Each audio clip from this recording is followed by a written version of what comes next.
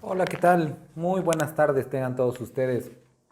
Me da mucho gusto poder, como cada viernes, poder acompañarlos y que juntos podamos leer la Biblia. Estamos llevando un estudio verso a verso por el libro, más bien por el Evangelio, según San Lucas. Y hoy vamos a estar llegando al versículo número 13 del capítulo 12 del Evangelio de Lucas.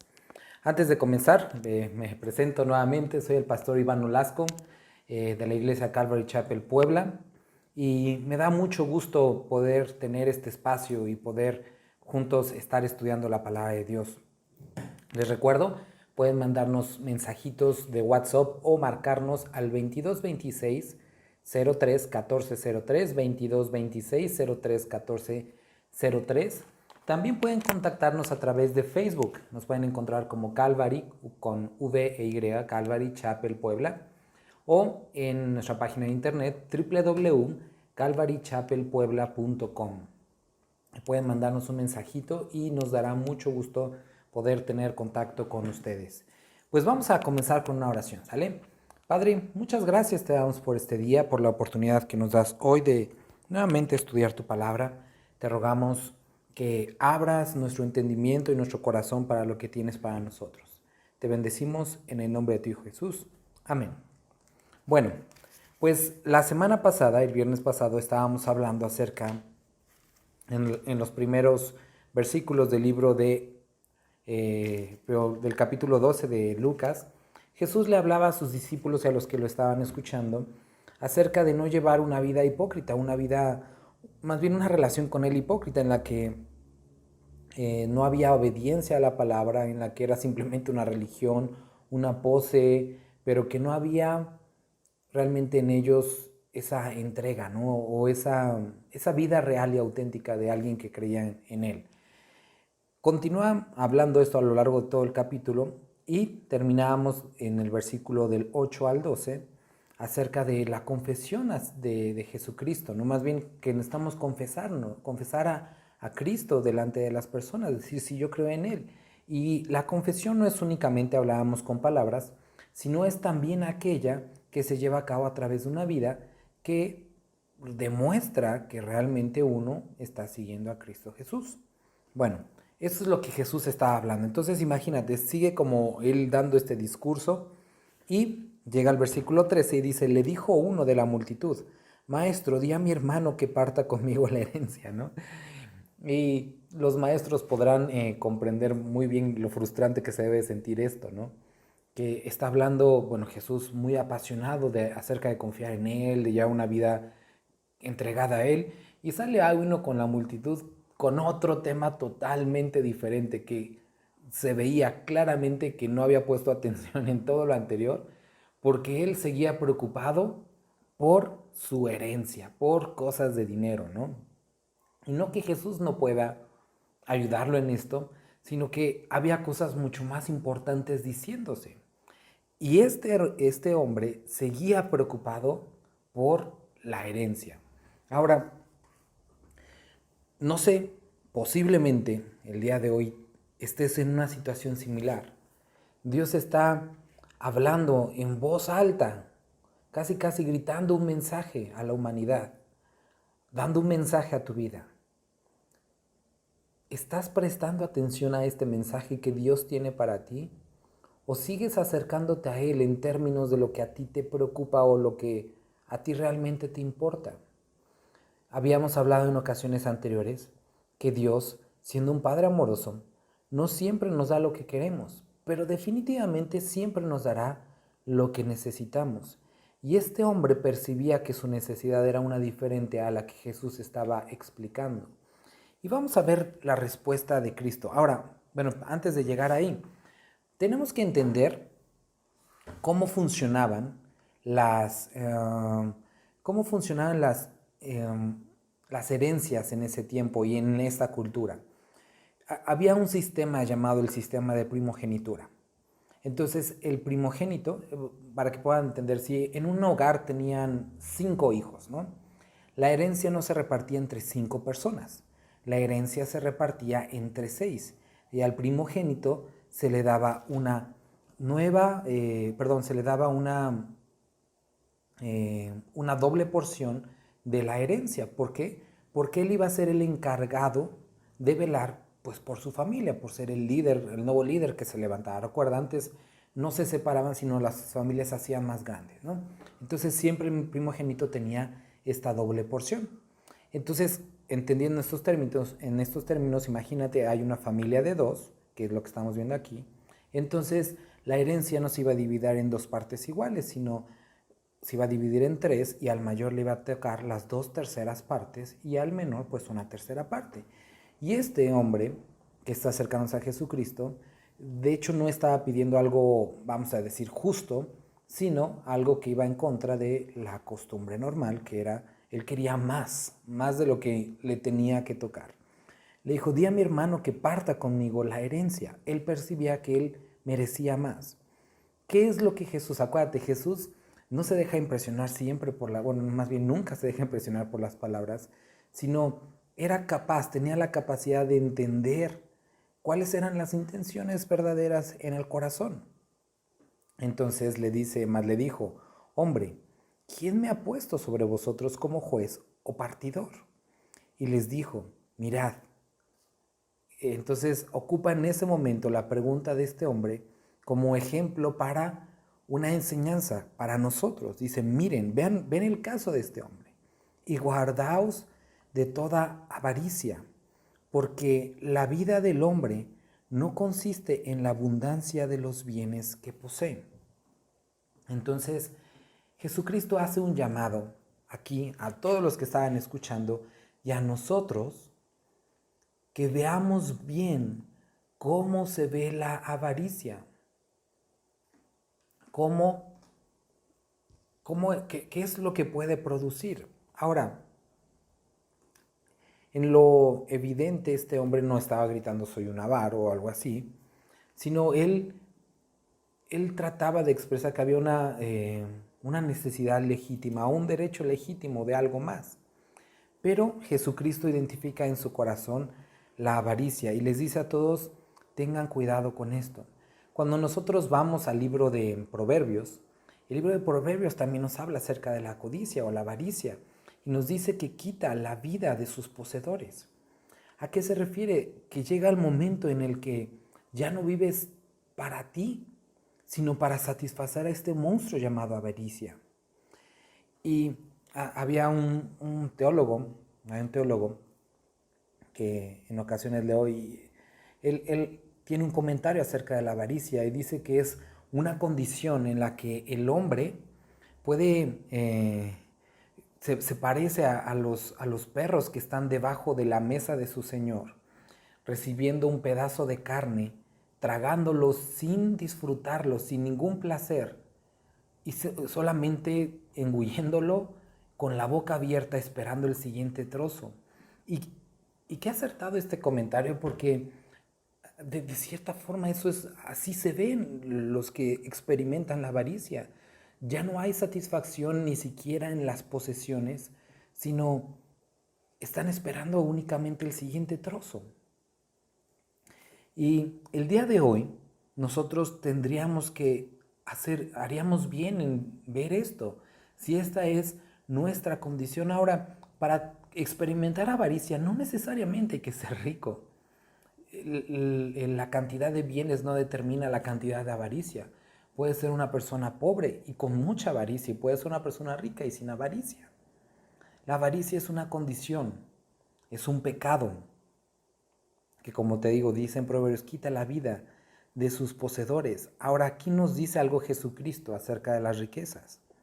Y dice, porque la vida del hombre no consiste en la abundancia de los bienes que posee. Entonces, como te decía, en ese tiempo había esta percepción que hasta el día de hoy sigue habiendo.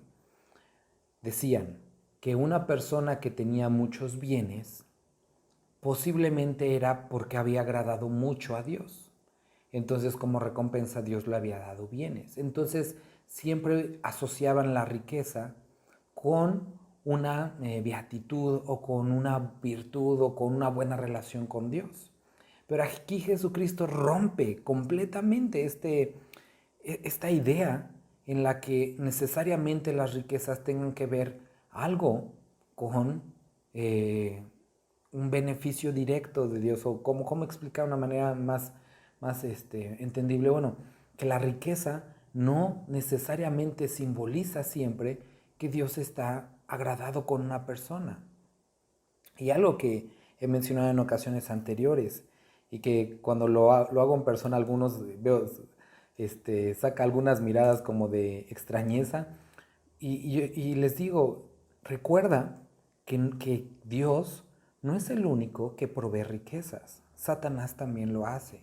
Y muchos dirán, bueno, ¿cómo es esto? Sí, las riquezas definitivamente Dios puede darlas, pero Satanás también, para distraer al hombre y a su corazón de lo que realmente Dios quiere.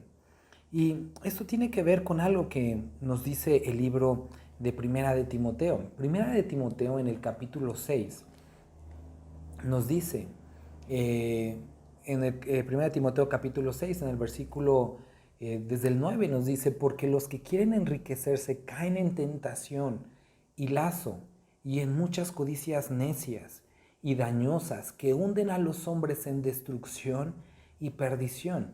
Entonces, Cristo explica, y lo vemos también en Timoteo, o sea, el problema no son las riquezas. También lo vemos más adelante, cuando nos habla acerca del amor al dinero. El problema no es el dinero, sino el amor al dinero. El problema no son las riquezas, sino aquellos que dedican su vida a la búsqueda de la riqueza. Y la Biblia es clara en esto, porque el que quiere enriquecerse cae en tentación, lazo y en muchas codicias necias y dañosas que hunden a los hombres en destrucción. Versículo 10 dice: porque la raíz de todos los males es el amor al dinero, el cual, codiciando algunos, se extraviaron de la fe y fueron traspasados de muchos dolores. Entonces, quiero que el día de hoy puedas entender muy bien esto. Dios no está peleado con las riquezas. Puede haber creyentes con dinero y está perfectamente bien. Pero el que tú no tengas riquezas no quiere decir que haya algo en no hay una mala relación con tu y Dios. El problema está en el amor al dinero, porque ahora ese es tu Dios. Quitas a Dios de su lugar, al lugar que le corresponde, y ahora tu deseo, tu búsqueda es el de las riquezas.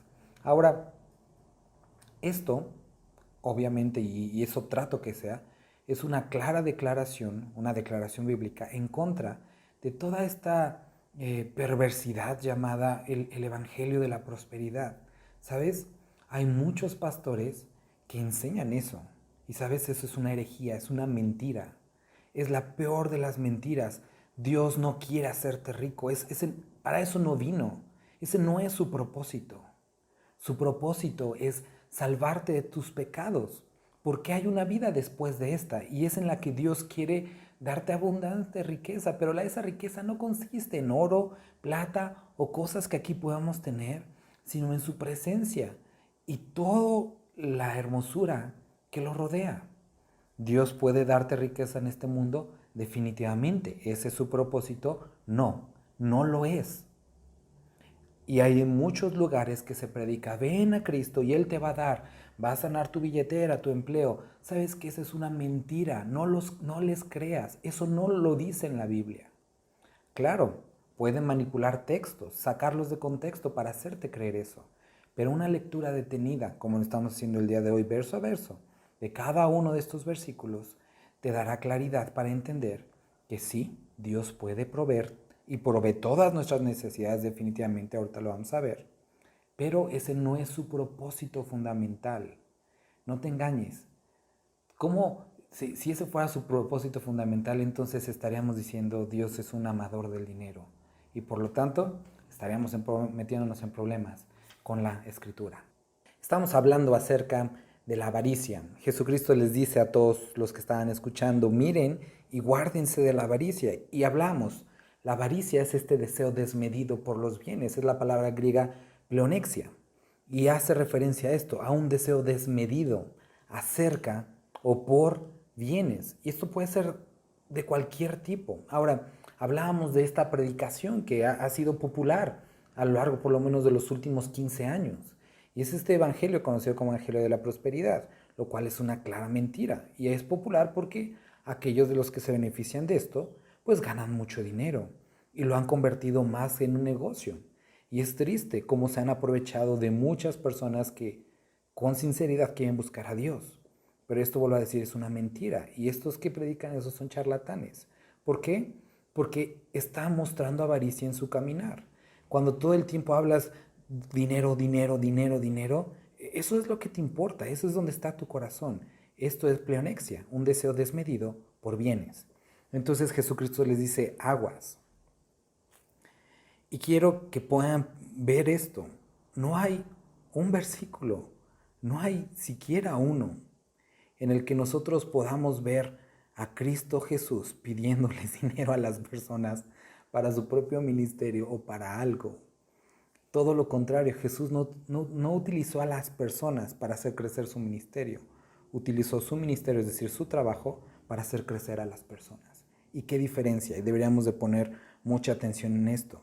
Dice, mirad y guardaos de toda avaricia, porque la vida del hombre no consiste en la abundancia de los bienes que posee. Eso no es vida.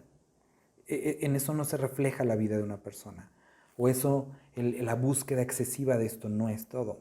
Ahora, ¿quiere decir que Dios quiere tenernos pobres? No, tampoco quiere decir eso. Quiere decir, como también explica el apóstol Pablo más adelante, sea en riqueza o en pobreza, o sea, él había aprendido a vivir de estas dos formas. De las dos formas daba gloria a Dios. Y sea cual sea la forma de vida que el día de hoy estés viviendo, aprende a tener contentamiento, aprende a poder ayudar, aprende a ser desprendido, sea cual sea. Muchas personas ricas no donan porque dicen es que es mi dinero y muchas personas pobres dicen porque no tengo. El chiste es que nunca podemos ayudar al prójimo. Y también tienes que entender que no se trata de cantidades, se trata de esta actitud de corazón de poder ayudar a aquellos que están en necesidad, ¿no? Pero bueno, ese es otro tema. También les refirió una parábola diciendo la heredad de un hombre rico había producido mucho. Entonces, esta es una parábola, es decir, es un ejemplo, ¿no? Había una heredad de un hombre, es decir, un terreno que había producido mucho. Entonces Dios la había bendecido con un lugar fértil y producto de ese lugar había producido mucho. Y él pensaba dentro de sí diciendo, ¿qué haré porque no tengo dónde guardar mis frutos? Imagínate qué tanto dinero tenía este hombre que su problema, su angustia era, híjole, tengo tantos carros que no sé dónde los voy a guardar, tantos frutos que ya no caben en mi alacena, tanto dinero que ya necesito una bóveda más grande. Ese era su problema. Es decir, entonces era un hombre que realmente había enriquecido. Y a lo mejor algunos de los que están escuchando dirían, ay, a mí me gustaría estar así. Pero quiero que podamos entender esto. Acá, por una parte acá vamos a hablar de la avaricia. Muchas veces hemos pensado, si yo tuviera esa cantidad de dinero, se quitarían todos mis problemas. Y personas que tienen dinero podrían decirte, no, solamente sería el inicio de muchos otros. Y tenemos que entender también esto, el dinero no es la solución para nuestros problemas. Generalmente es el imán para muchos otros. Que el dinero puede facilitarte las cosas definitivamente, pero al mismo tiempo también puede complicártelas. Entonces, esta era la condición de este hombre y pensaba dentro de sí diciendo, ¿qué haré? ¿Qué haré? Versículo 18. Y dijo, esto haré, derribaré mis graneros y edificaré mayores, y allí guardaré todos mis frutos y mis bienes. Entonces este hombre dijo, pues fácil, rompo los graneros y hago unos más grandes, ¿no? Si el problema es eso, pues eso hago. Y diré a mi alma, alma, muchos bienes tienes, guardados para muchos años, repósate, come, bebe, regocíjate. Y entonces este hombre se sentía satisfecho de todo lo que había hecho. Dijo, ya sé, no me voy a preocupar. Si el problema es que no tengo un garage suficientemente para mis 20 autos, pues voy a comprar otro o construir uno para 100 y no me voy a preocupar, ¿no? Y entonces se sintió satisfecho con lo que tenía y con lo que podía hacer para seguir acumulando bienes. Pero Dios le dijo, versículo 20, y aquí encontramos un pero. vienen a pedirte tu alma. Y lo que has provisto, ¿de quién será? Y esto es una buena pregunta para nosotros. Considera el ejemplo que la parábola que Jesucristo expone a la gente que está escuchando. Y entre esos estamos nosotros. Todo eso que trabajó, todo eso porque se esforzó, ese día iba a morir. Y cuando utiliza esta palabra, vienen a pedirte tu alma, está hablando acerca de deuda, cuando lo leemos en griego. Entonces este hombre tenía una deuda con Dios, que era su alma, por la cual le pertenecía a Dios. Y venían a pedirla esa misma noche. Y todo lo que tenía no le serviría para pagar y retenerla, porque ningún hombre puede. Y en este versículo 20, se utiliza la palabra necio. Dice, pero Dios le dijo, necio, esta noche vienen a pedirte tu alma. Versículo 21, así es el que hace para sí tesoro y no es rico para con Dios. Entonces, la necedad de este hombre no radicaba en el que él tuviera bienes. La riqueza no es igual a necedad. El problema es que había descuidado algo mucho más grande, que era la vida eterna, y en lo cual no había invertido, no había puesto atención y ni siquiera había considerado. Y iba a llegar a él de repente, súbitamente. Creo que esta pandemia nos ha dado un gran ejemplo, es un gran ejemplo para la sociedad, para los gobiernos de todos los países, lo frágil que somos como humanidad. No sé tú, pero yo al inicio de año tenía planes para este año, los cuales han cambiado totalmente, totalmente. Y creo que así es el de casi todas las personas. La forma en la que compramos, la que vivimos, la que educamos a nuestros hijos, la forma en la que nos relacionamos ha cambiado. Economías se trastornaron completamente. Nadie tenía previsto esto. Y también, lamentablemente, muchos perdieron la vida. Y la pregunta es, ¿cuántos de ellos la perdieron y no estaban preparados para enfrentarse con su Creador? Más aún, tú y yo que aún estamos aquí, que tenemos la bendición de hoy estar escuchando esto, ¿estás preparado o preparada para enfrentarte con tu Creador? Porque definitivamente todos lo haremos. Y entonces, ¿qué haremos? ¿Seremos como este hombre rico que trabajó, se esforzó, pero que nada se llevó y que ni siquiera lo disfrutó? Y cuando llegó a la presencia de Dios, estaba en números rojos. ¿Cómo es que nosotros podemos hacer riquezas en los cielos? ¿Cómo es que nosotros podemos borrar esta deuda? La respuesta es no, no podemos. Estamos perdidos como humanidad, pero no te preocupes, hay una solución. Y esto fue y nació en el corazón de Dios. Mandar a su Hijo Jesucristo por ti y por mí para pagar todos nuestros pecados y entonces limpiar estos números rojos que teníamos y esta deuda por el pecado y darnos vida eterna con Él. Podrás decir, bueno, pues ya está. No, no es así. ¿Qué es lo que se tiene que hacer para que esto, vamos a decir, tenga efecto en nuestra vida? Necesitas primero arrepentirte de tus pecados, pedirle a Jesucristo que entre a vivir en tu corazón y que te cambie. Y entonces, cuando Él hace esto, lo que necesita o que pide ahora de nosotros es obediencia, que vivamos de acuerdo a su palabra. La salvación no es por obras ni por buena conducta, es por el sacrificio de Cristo Jesús. Y esta obediencia es resultado de este nuevo nacimiento. Entonces, querido amigo y amiga que me estás escuchando el día de hoy, piensa en cuál es tu situación delante de Dios. Y si te das cuenta que estás con esta gran deuda, con riquezas aquí, pero esta gran deuda en la eternidad, no lo dejes para después. Mira, no es el caso ser alarmista ni nada, pero ninguno, y todos lo sabemos, tenemos la vida comprada. Ni jóvenes ni adultos.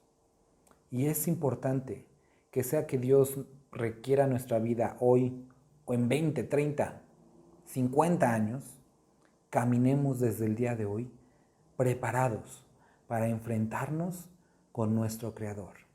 Y más aún, caminemos como le agrada, haciendo estas obras dignas o que evidencian un verdadero arrepentimiento. Como veíamos la semana pasada, muchos pueden decir, yo conozco a Dios, pero creo que pocos, muy pocos pueden decir el día de hoy, vivo de acuerdo a lo que Dios quiere, de acuerdo a sus principios. Y no aquellos inventados por el hombre, sino aquellos instituidos por Dios. Recuerda, y te animaría a que pudieras leer, echarte una leidita de los libros, las cartas de Juan. Jesucristo dice, el que me ama, el que dice que me conoce, y casi siempre apunta obediencia a su palabra. Dices que lo amas, obedece su palabra. Dices que le conoces de él, obedece su palabra. Dices que lo amas a él, ama a tu prójimo, porque no puedes amar a Dios que no has visto si a tu prójimo que ves diario no tienes la capacidad de amarlo. Entonces, son cosas que Dios pide o los demás podemos ver como evidencia de un verdadero arrepentimiento. Piensa en tu vida y si estás listo para enfrentarte con tu Creador.